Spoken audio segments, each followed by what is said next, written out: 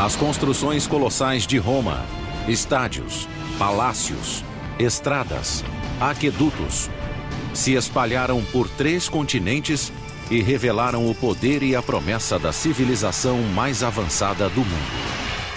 Construindo um império, Roma.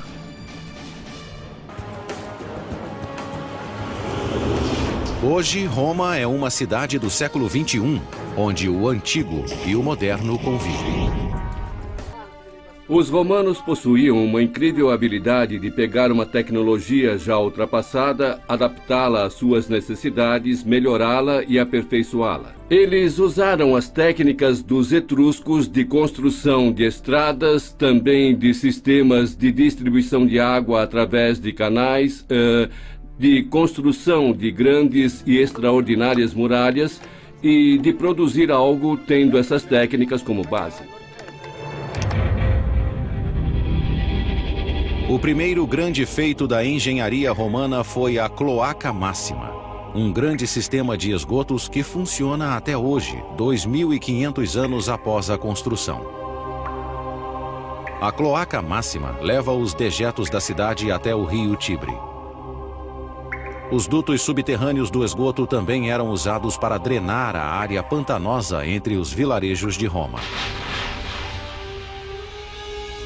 Nesse local foi construído o Fórum, o antigo distrito central de Roma. A construção da Cloaca Máxima permitiu a passagem de Roma de um simples grupo de tribos vivendo em colinas ao redor de um pântano para uma cultura centralizada e unificada. O novo Fórum Romano, que resultou da drenagem da Cloaca Máxima, permitiu a consolidação dos romanos em um único local. Enquanto a cultura de Roma se consolidava, a influência da cidade sobre seus vizinhos começou a crescer. No século IV a.C., Roma controlava boa parte da Itália Central. Seus engenheiros foram chamados para criar uma infraestrutura de transportes para conectar o império em expansão. Na antiguidade, existiam basicamente 2 tipos de transporte. Existia o transporte feito por terra, a cavalo, a pé, em carroças e o transporte fluvial. As estradas, como as conhecemos hoje, praticamente não existiam antes do Império Romano. Tudo isso mudou em 312 a.C., quando foi construída a Via Ápia. A primeira autoestrada nacional romana se estendia por 212 quilômetros, da capital até a província de Campânia. Para traçar a rota mais curta e direta para a costa, engenheiros romanos usaram um instrumento especial de topografia. Os romanos utilizavam uma ferramenta chamada groma, uma haste vertical com uma cruz no topo. Usava-se essa cruz para alinhar 2 pontos. A grande diferença entre as estradas romanas e as modernas é que os romanos não conseguiam fazer curvas. Então eram linhas retas, e viravam um ângulo reto e depois iam reto em outra direção. O grande desafio, é claro, em se construir uma estrada reta para qualquer direção é deparar-se com colinas e vales e ter que atravessá-las. Então, se fosse necessário, eles cortavam pelas montanhas para levar a estrada adiante. Depois que o traçado ideal era aceito, uma trincheira larga era aberta e preenchida com areia e pedras, para fortalecer a fundação. Em seguida, uma camada de cascalho compactada com argila ou argamassa. Por cima, pedras de pavimentação arredondadas permitiam a drenagem da água. As estradas eram muito assustadoras. Você olhava e dizia, quanto tempo demorava para trazer algumas legiões? 10.000 homens por essa estrada até o meu quintal, é melhor pensar 2 vezes antes de se meter com os romanos. Quando Júlio César foi assassinado em 44 a.C., Roma controlava a maior parte da Europa Ocidental e o norte da África. Tendo derrotado Cartago um século antes, Roma era a única superpotência do mundo mediterrâneo. O sucessor de César foi seu sobrinho neto, Otávio, que foi rebatizado de Augusto e coroado como o primeiro imperador de Roma. No governo de Augusto, a rede de estradas romanas foi expandida até os cantos mais distantes do império. E com a estrada pavimentada, era hora de construir novos destinos. Sob o domínio de Augusto, surgiram dezenas de cidades do estilo romano, com fórum, teatro, anfiteatro, basílica e outros estabelecimentos que marcavam as cidades romanas. Para os nativos das províncias recém-conquistadas, as novas cidades validavam o estilo de vida romano. A própria cidade de Roma foi a melhor propaganda que os romanos tinham, e essas cidades sobreviveram até os dias de hoje. Londres, Bonn e Paris são o resultado da expansão de Roma, de sua cultura por meio das cidades. Os engenheiros romanos tinham uma arma secreta para construir estruturas maiores, mais fortes e em menos tempo. Concreto à prova d'água misturado com uma areia vulcânica chamada pozzolana. Os primeiros concretos eram mistura de cal e água, que, apesar de serem coesos, não eram fortes, e as partículas tinham a tendência a se separar facilmente. Mas o concreto romano, a pozzolana, reagia com o cal, dando um concreto como o moderno, muito mais forte. Eles logo perceberam que, usando essa substância, eles poderiam construir literalmente embaixo d'água, uma invenção extraordinária que permitiu que eles criassem grandes piers dentro da água, revolucionando o transporte. Se as pontes pudessem ser construídas, haveria pontes permanentes em vez de pontes de madeira. Durante o governo de Augusto, esse concreto solidificou o controle de Roma sobre a Europa Ocidental, permitindo que os construtores romanos dominassem a paisagem com enormes monolitos artificiais. Um deles iria revolucionar a vida cotidiana em Roma durante vários séculos. De todos os feitos da engenharia romana, nenhum alterou tanto a vida diária como a água corrente. O sistema de distribuição de água de Roma foi um grande salto em relação ao que aconteceu antes. Na capital, 11 linhas de aquedutos levavam água para os cidadãos, transportando ao todo 800 milhões de litros por dia, a partir de fontes nas montanhas a quilômetros de distância. O que os aquedutos fizeram foi revolucionar o cotidiano do cidadão romano. Não só dos jardins e vilas dos mais ricos ou palácios do imperador, mas do cidadão comum. Havia muita água disponível na cidade de Roma, e isso sustentava uma grande população. Os aquedutos promoveram o crescimento de uma nova cultura urbana. Com o fornecimento constante de água, quase 1 milhão de pessoas viviam com limpeza e conforto na capital. A água dos aquedutos retirava os dejetos humanos e mantinha a cidade limpa. Roma antiga, a escravidão era uma prática comum e aceitável. 1 em cada 3 pessoas que moravam na cidade era escrava. As conquistas de Roma seriam impensáveis sem os escravos. O trabalho escravo fazia parte do que gerava os lucros necessários para manter e para expandir o império. Não há dúvida de que o trabalho escravo foi muito significativo para a construção desses projetos grandiosos que definiram a essência da Roma imperial. Todos os imperadores, de Júlio César a Nero, descendiam de uma única linhagem familiar. Agora, pela primeira vez, o comando do império estava vago. Ano 69 da era cristã. Nero está morto após tirar a própria vida. Pela primeira vez desde o assassinato de Júlio César, Roma não tem um herdeiro para o trono.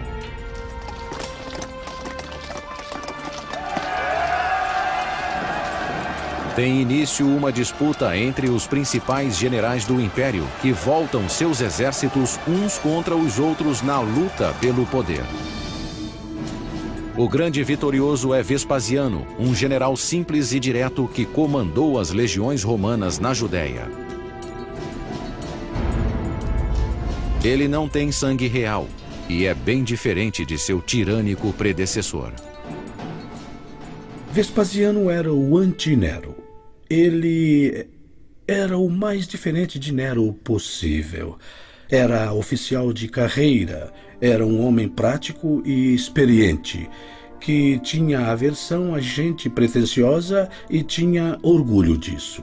Vespasiano era do tipo que preferia assistir ao futebol ou à ópera. Diferente de Nero, que explorou o conhecimento de seus engenheiros para projetos pessoais, Vespasiano pôs as melhores mentes de Roma a serviço do povo. Ele começou drenando o enorme lago construído por Nero nos jardins de seu palácio. Em seu lugar seria construída a mais famosa obra da engenharia romana, um lugar para onde seria canalizado todo o caos que consumira a cidade. Ele seria chamado de Anfiteatro Flávio, mais conhecido como Coliseu. A declaração que Vespasiano fez foi: estou pegando um espaço usado por um mau imperador e transformando-o em um espaço público, que será usado para a diversão do povo romano. Foi uma propaganda muito ousada. O entretenimento vinha até você, de animais de todos os lugares do mundo, a prisioneiros de terras distantes. Tudo era levado a esse local ao seu assento favorito, e bem no centro da cidade. A construção do Coliseu teve início no ano de 72 e foi financiada pela venda de relíquias preciosas roubadas de templos judaicos durante o saque de Jerusalém. 12.000 prisioneiros judeus foram trazidos daquela campanha para construir o anfiteatro. Eles trabalharam em condições muito duras, trabalhavam muito e até o final.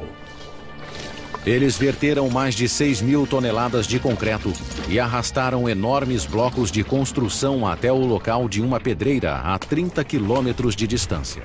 Conforme a construção ia subindo, eles passavam a usar menos calcário forte e caro e mais material barato, que era mais leve. Os romanos tinham gruas sofisticadas de madeira e aparelhos para levantar pedras, o que faziam com facilidade, do chão até grandes alturas. Em apenas 8 anos, a estrutura imponente atingiu 50 metros de altura, ofuscando todas as edificações ao redor. É a estrutura mais alta da Roma antiga já construída. É o anfiteatro da capital. Então, o que era Roma? Roma era uma cidade maior que qualquer outra, muito mais rica. O Coliseu simbolizava o poder, a engenharia, a riqueza da antiga Roma. Os anfiteatros romanos eram feitos a partir de uma estrutura extremamente simples, incorporando 2 teatros gregos unidos para formar um teatro de 360 graus de circunferência.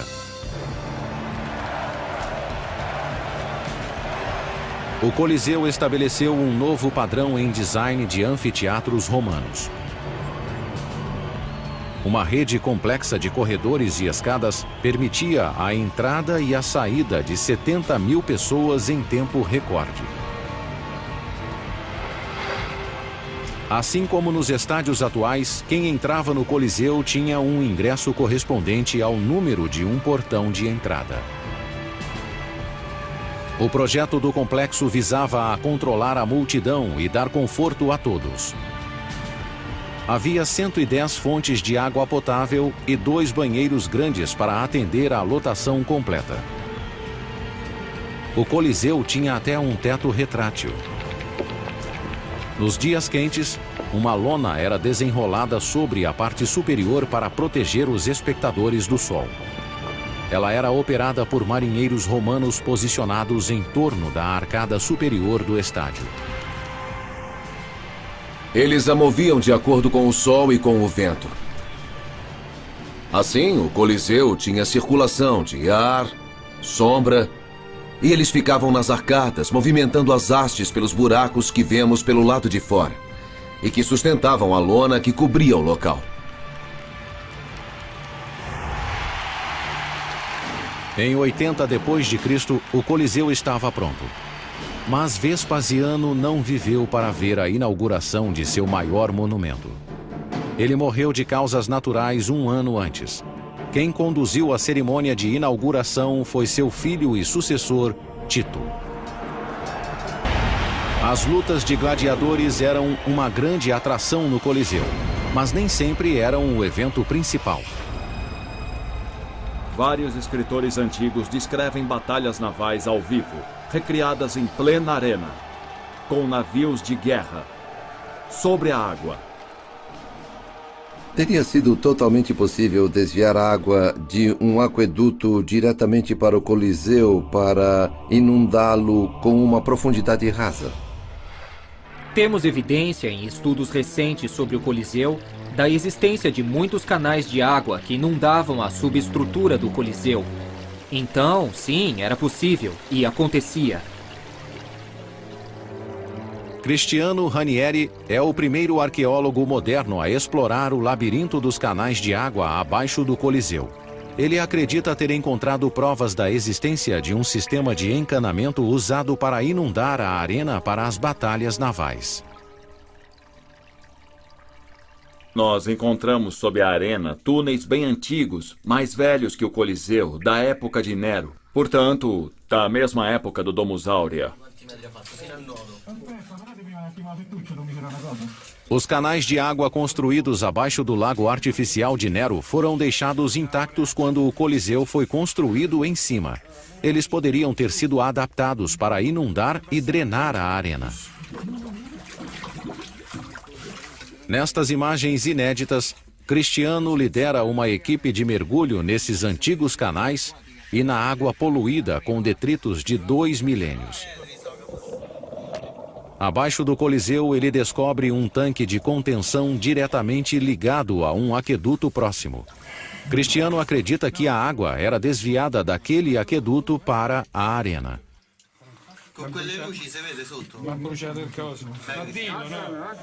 Ele também encontra evidências de dutos de drenagem conectados ao sistema de esgotos da cidade que poderiam ter sido usados para levar a água da arena até o rio Tibre. Havia um sistema de drenagem. Os túneis eram usados para inundar a arena, a fim de criar o cenário para as batalhas navais. As batalhas navais no Coliseu foram um impressionante triunfo da engenharia, mas foram uma tendência passageira na arena mais famosa do mundo. Após uma década, as operações de inundação foram abandonadas em favor de uma reforma que iria revolucionar os jogos. Uma nova subestrutura de 2 andares abaixo da arena chamada hipogeu. Nele havia um sistema de elevadores e alçapões por onde tigres e gladiadores armados surgiam repentinamente do solo e matavam vítimas despreparadas.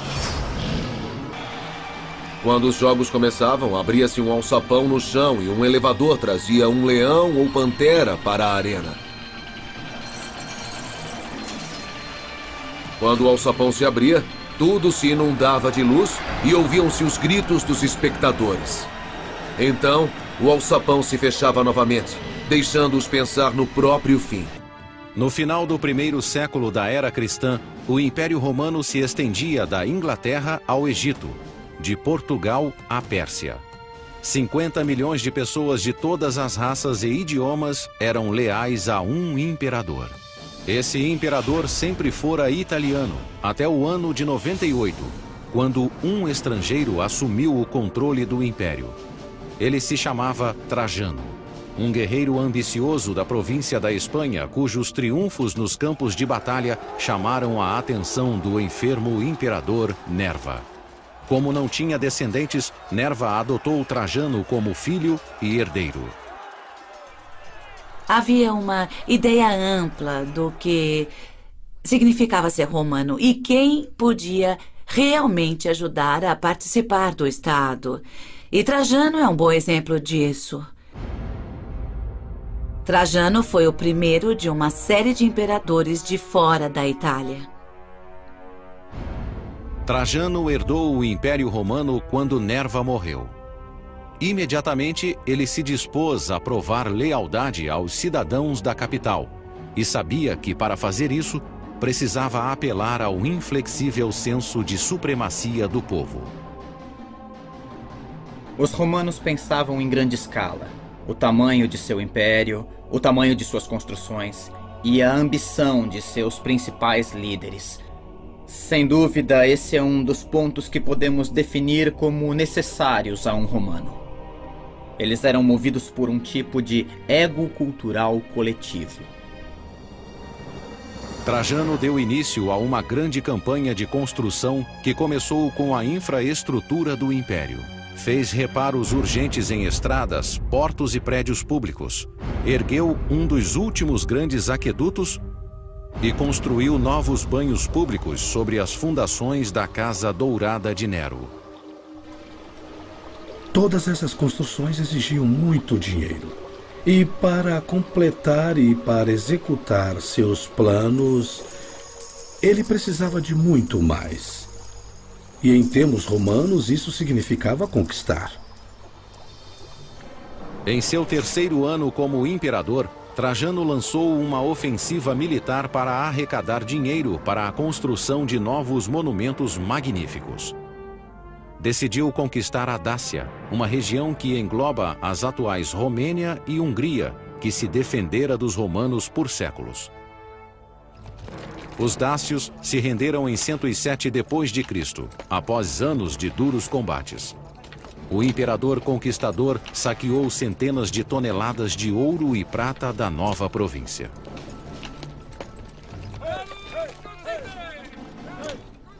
Trajano foi o imperador que mais estendeu as fronteiras do império. Ele conquistou grandes áreas e, com isso, conseguiu mais dinheiro, mais bens, mais pilhagens que qualquer outro imperador, o que significava que tinha muito mais dinheiro à sua disposição. O imperador instalou a nova capital em um grande espaço público que aliviaria o congestionamento no centro da superlotada Roma. Desde o início da República, o antigo Fórum Romano era o centro do governo, do comércio e da cultura. Os templos de deuses como Saturno e Vesta ficavam ao lado de tribunais e bibliotecas. Mas à medida que Roma se tornava a capital do mundo, ela se desenvolvia além das fronteiras originais. O Fórum foi uma parte importante da vida romana, mas o sucesso da cidade e a pressão da população eram tão grandes que precisavam continuar construindo de tempos em tempos. Cada imperador que assumia construía uma nova parte do Fórum para seu pessoal. Na época de Trajano, Roma era uma metrópole com 1 milhão de pessoas que crescia cada vez mais. Então ele encomendou o próprio Fórum, maior do que os de todos os anteriores juntos. Trajano não tinha tanto dinheiro, mas tinha engenheiros habilidosos, pessoas que faziam o concreto. Portanto, eles tinham uma vantagem. Eles podiam concluir e criar melhor e mais rapidamente do que nas épocas anteriores. O homem que projetou o Fórum de Trajano também era um estrangeiro, Apolodoro de Damasco. Era um arquiteto grego que havia projetado pontes militares para Trajano durante as batalhas contra a Dácia. Nessa guerra, ele provou ser um gênio da arquitetura. Agora ele enfrentava um outro desafio: a falta de terrenos para abrigar a grande visão de Trajano. E claro, como nas construções modernas, a localização é importante. Então, se um imperador quisesse algo em um determinado local, tinham que nivelar o solo de alguma maneira. Para obter um terreno plano desse porte no centro de Roma, Apolodoro ordenou aos construtores que cortassem um enorme bloco da colina Quirinal adjacente ao antigo Fórum. Era uma época... Há milhares de anos antes da dinamite, os romanos tinham de remover grande quantidade de terra e limpar a paisagem só com a força humana, a força de dezenas de milhares de escravos trabalhando o dia inteiro com pás e picaretas. Imagine um exército de formigas carregando um pão. Elas não vão fazer tudo de uma vez, vão quebrar e carregar em pedaços pequenos. Um exército de escravos romanos escavou metodicamente a parede rochosa, desfazendo 38 metros de elevação e criando um terreno de mais de 55 mil metros quadrados no coração de Roma. Lá, uma cidade de mármore foi erguida à medida que o imperador espanhol e o arquiteto grego refaziam a capital. O resultado final foi revelado em 112 da era cristã. O Fórum de Trajano era um conjunto de mármore magnífico, com bibliotecas gregas e latinas, estátuas colossais, uma enorme praça central e uma basílica de 2 andares onde as leis eram feitas e os processos julgados. Ir ao Fórum de Trajano era realmente uma grande experiência para qualquer romano. Eles entravam na basílica, a maior já construída na época. A basílica era revestida de mármore e cheia de luz. Depois, quando se chegava à praça, via-se a monumental estátua equestre de Trajano. Então, ela devia ser uma visão e tanto. A peça central do fórum era uma coluna de mármore de 38 metros que se erguia acima da nova construção. Essa coluna ainda existe hoje. Ao redor de sua fachada, uma escultura em alto relevo conta a história da invasão da Dácia por Trajano.